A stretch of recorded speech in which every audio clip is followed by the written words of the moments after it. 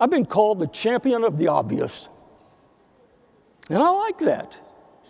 I want to talk about 3 things that ought to be very obvious to us, and that you would think that these things would have top priority in regard to our communication, and sometimes they just slip through the cracks. But they are fundamental in terms of connecting with others. And let me say this right from the start, and that is, whether it's in the classroom or whether it's in another environment, if we don't connect, we can't communicate. And if we can't communicate, then we can't teach. In regard to communication, let me also say this, and this will be the basis from which we will be working, so to speak, in this presentation.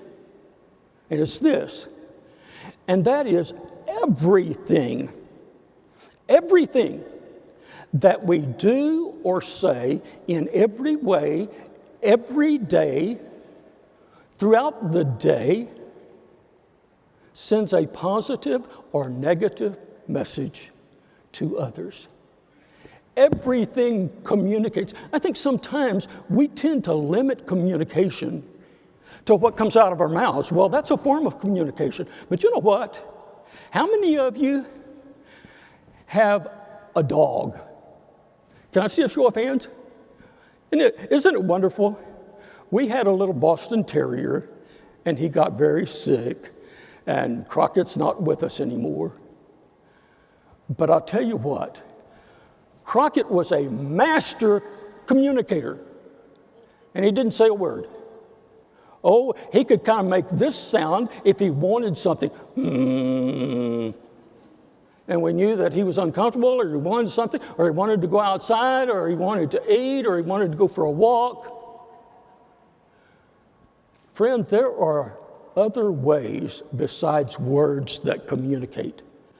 Everything communicates. And not only that, but we cannot not communicate.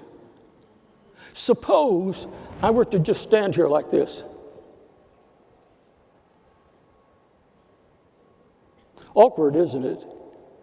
What would you think? What am I communicating? I'm communicating, this guy's crazy. What's he just standing there for? We got the wrong guy to speak to us.